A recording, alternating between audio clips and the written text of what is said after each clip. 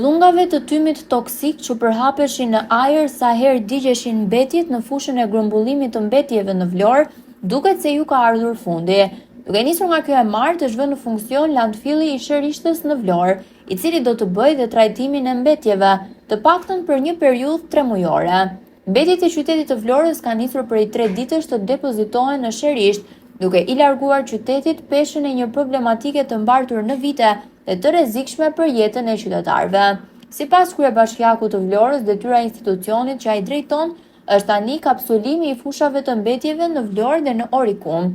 Ju shikoni sot, fabrika ende nuk ka filluar punën totalisht, sepse ka një fazë preliminare që i themi ne, që quhet edhe fazë testuese, ku hidhen mbetje këtu, do të shtresëzohet fillimisht, duhet krijohet një stres me qëllim që ne mos të prekim membranën poshtë, pra mos të prishim, por të rregullojmë gjë, dhe pastaj do të fillojmë të diferencojmë